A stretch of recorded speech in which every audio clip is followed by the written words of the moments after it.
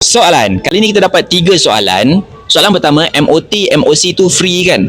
Soalan yang kedua, rumah bawah 500,000 dapat MOT free tak?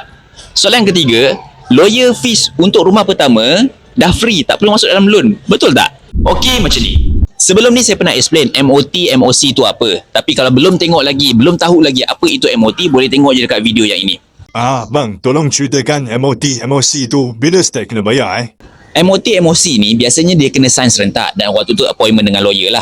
So, bila nak kena sign waktu dah ambil kunci, waktu VP lah dah ambil kunci, baru appointment dengan lawyer untuk sign MOT dengan MOC, ataupun sebelum sikit nak ambil kunci tu. Biasanya kena bayar terus, tapi kalau nak buat installment pun biasanya atas budi cara lawyer ataupun lawyer firm tu lah.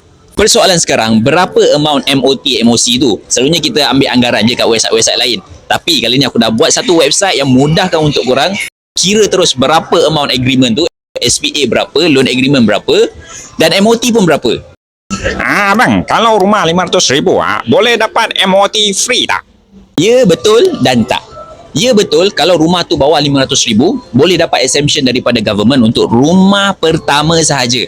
Tapi kalau pemaju dah bagi free, tak kisahlah rumah pertama ke rumah kedua ke, tak kisah pun harga berapa, sebab itu pemaju yang bagi. Macam biasa, masukkan harga rumah bawah 500,000, scroll ke bahagian MOT, layak ke tak layak, itu akan pilih secara automatik. Bang, kalau lawyer fee semua agreement dah free untuk rumah pertama, kira tak ada istilah masuk dalam loan lah kan? Tak bang, untuk free tu hanya stamping sahaja. Tapi untuk legal fees, disbursement yang tu kena bayar sendiri. Buka balik dekat website saya yang tu ada tulis amount list tu. Dan apa itu stamp duty, apa itu lawyer fees, apa itu disbursement.